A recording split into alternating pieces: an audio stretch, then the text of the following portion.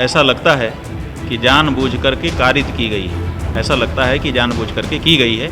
इसका कोई राजनीतिक निहितार्थ है, क्योंकि घटना हो जाने में भी दिखाई दे रहा है वो। और जैसे कि ब्राह्मणों ने बुलाया तो पहले ही उनको जाति के बारे में कन्फर्म हो जाना चाहिए कि ये वक्ता किस जाति के हैं, और वो जानबूझ के घटना करने के लिए उनको बुलाए थे, और बुला करके बाद में एक दिन के बाद ही उन्होंने ये कर दिया। उन्होंने फिर हमें बहुत ज़्यादा मारा, इसके बाद चोटी काट ली सर, सामान सब रख लिया, नारी से आपको मूत्र छिड़क दिया गया, अब तुम ब्राह्मण हो गए, अब बताओ। इसके बाद फिर उन्होंने चोटी काट दी और नाक रगड़वाई, सभी लोगों को पैर छुआए। शाम को जब भोजन खाने के लिए गए, उन्होंने पूछा तुम किस बिरादरी के हो? मैंने कहा यादव। बोले मैंने सुना था पंडित, मैंने पंडित नहीं हूँ, मैं यादव हूँ। तो उन्होंने फिर हमारी पहले आचार्य जी की चोटी काटी, फिर हमारी चोटी काटी, फिर इनसे कहा कि ऐसा करो नाक रगड़ो, पैरों से नाक रगड़वाई। फिर इटावा में कथावाचक की जाति पूछकर हुई हैवानियत का मुद्दा अब शंकराचार्य के दरबार तक पहुंच चुका है और शंकराचार्य अभिमुक्तेश्वरानंद ने तो बिना संकोच के साफ साफ शब्दों में कह दिया है कि जिन्होंने कथावाचकों को बुलवाया था उनकी सोची समझी साजिश थी। देखिए, घटना दुर्भाग्यपूर्ण है, सनातन धर्म को बदनाम करने वाली है, और ऐसा लगता है कि जानबूझ करके कारित की गई है। ये हुई घटना नहीं है, ऐसा लगता है कि जानबूझ करके की गई है। इसका कोई राजनीतिक निहितार्थ है, क्योंकि घटना हो जाने में भी दिखाई दे रहा है वो। और जैसे कि ब्राह्मणों ने बुलाया तो पहले ही उनको जाति के बारे में कन्फर्म हो जाना चाहिए कि ये वक्ता किस जाति के हैं, तो पहले क्यों नहीं उन्होंने पक्का किया? बाद में एक दिन में कैसे उनको पता चल गया? तो इससे लगता है कि उनको पहले से पता ही था, और वो जानबूझ के घटना करने के लिए उनको बुलाए थे, और बुला करके बाद में एक दिन के बाद ही उन्होंने ये कर दिया। हालांकि शंकराचार्य इस कथावाचक कांड को लेकर हो रही सियासत से खासे नाराज हैं। उनका कहना है कि चाहे सत्ता पक्ष हो या विपक्ष, इस मुद्दे पर सियासत कर सभी राजनीति चमका रहे हैं, लेकिन सनातन धर्म का नुकसान करते जा रहे हैं। वो घटना हो जाने के बाद जिस तरह से इसमें राजनीति हो रही है, उससे भी हमको लग रहा है कि ये कहीं न कहीं से पहले से इसमें सोचा समझा मामला है। अब ये है कि ये राजनीति वाले तो अपनी राजनीति घटना से चमका लेंगे, लेकिन सनातन धर्म में तो थोड़ी देर के लिए विभेद दिखाई देने लग जाएगा। ये हमारे सनातन धर्म की क्षति है, और इसीलिए हम बार बार कहते हैं कि धर्म के मामले में राजनेता ना आए, धर्म के मामले में राजनेता ना आए, लेकिन ये आ ही जाते हैं। शंकराचार्य से सवाल किया गया कि क्या कथा कहना किसी जाति विशेष का अधिकार है, तो सुनिए उन्होंने धर्म ग्रंथों के मुताबिक क्या जवाब दिया। देखिए, भगवान की कथा जो है ना, वो कागभूषुंडी ने कही है। आप मनुष्य की छोड़ दीजिए, ब्राह्मण क्षत्रिय वैश्य शूद्र की छोड़ दीजिए, पक्षियों ने कही है, और पक्षियों में भी कौवे ने कही है। ठीक है, कागभूषुंडी काक योनि में थे, और उनको सुनने के लिए भगवान शिव आए थे। वो कौन सा पक्षी बन के आए थे? हंस बन के आए थे। तो हंस बन करके वो नीचे बैठे थे, सुन रहे थे। कौवा बन करके राम की कथा कागभूषुंडी जी कह रहे थे ऊपर बैठ के। रामचरितमानस में पूरा वर्णन है, पढ़ लीजिए। ठीक है, तो राम कथा का ऐसा महात्म्य है। नाली में भी अगर सोना गिरा हो तो आप क्या करेंगे? नाली में है इसलिए छोड़ देंगे? अभी हम फेंक कर देख लें, आप कहीं पर भी देख लीजिए, रास्ते चलते कोई भी उठा लेगा। क्यों? क्योंकि वो सोने के महत्व को समझता है। वो समझता है कि नाली से क्या लेना देना है, हमको सोने से मतलब है, हमको राम कथा से मतलब है। तो जो राम कथा का सच्चा प्रेमी होता है वो राम जी की कथा में आनंदित होता है। लेकिन शंकराचार्य ने इस बात को साफ किया कि भगवत प्रेम में कथा हो रही हो तो कोई भी कथा कह सकता है, लेकिन सकाम अनुष्ठान के लिए कथा ब्राह्मण के द्वारा ही कहा जाता है। कुछ हमारे यहाँ दो और कारण हैं, उनको समझने की आवश्यकता है। एक, हमारे यहाँ जो कथाएं होती हैं वो केवल राम जी के प्रेम में नहीं होती हैं। राम कथा में हमारी आकांक्षा होती है, अपनी किसी इच्छा की पूर्ति के लिए हम मान्यता करते हैं कि ये हमारी इच्छा पूरी हो जाए तो हम ये करेंगे, अथवा हम ये कर रहे हैं इसके फलस्वरूप हमको वो फल मिल जाए, माने सकाम अनुष्ठान होता है। तो जो सकाम अनुष्ठान होते हैं उनमें बड़े नियम होते हैं और उन नियमों का हमको पालन करना होता है। तो अब ये कथा भगवत प्रेम में हो रही थी कि सकाम अनुष्ठान के रूप में हो रही थी, पहले तो ये निर्णय करना पड़ेगा।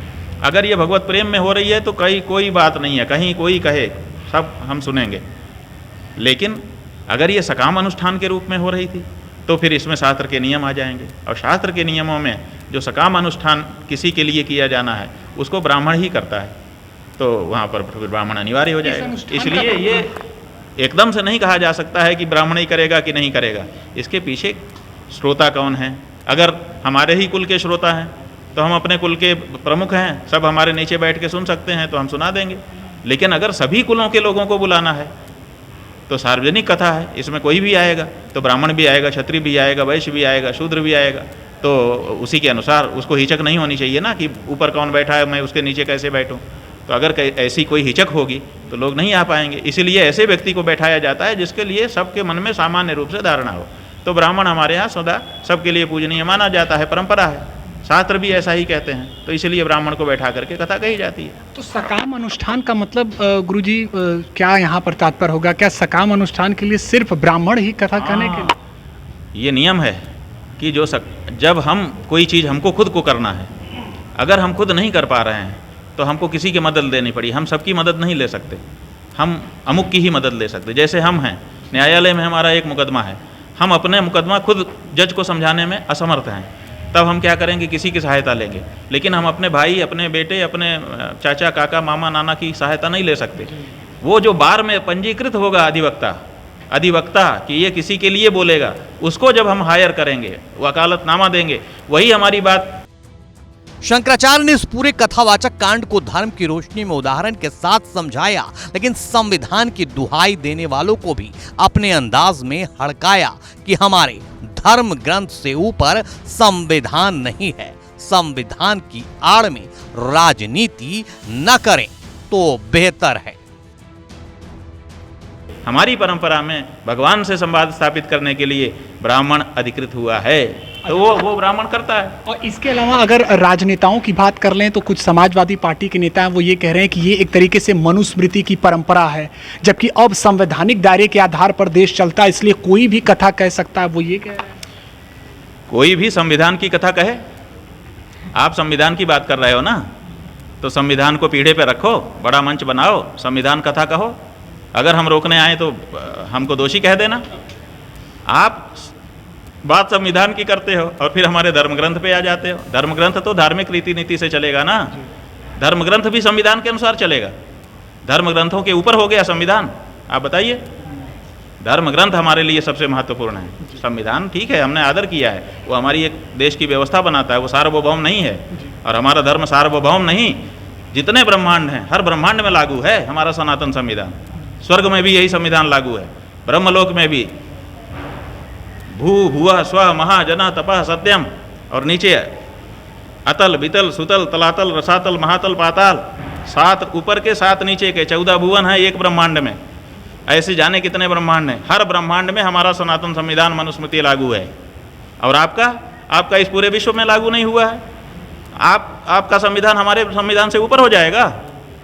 और जहाँ तक संविधान, आपके संविधान की बात है, हम उसको भी आदर दे रहे हैं। अगर उसकी कथा कोई करे, आइए करिए, जिसको करना हो करिए।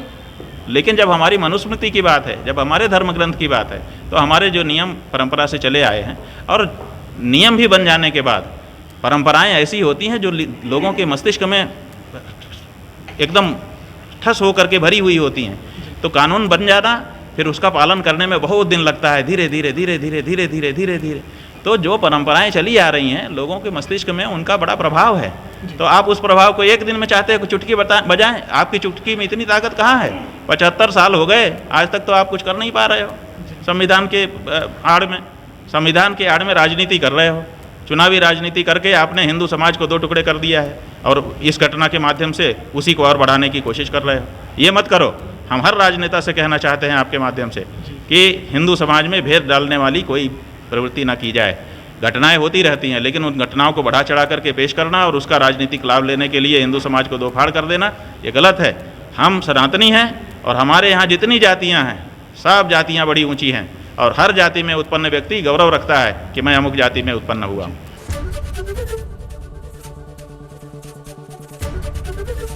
एबीपी गंगा, खबर आपकी, जुबान आपकी।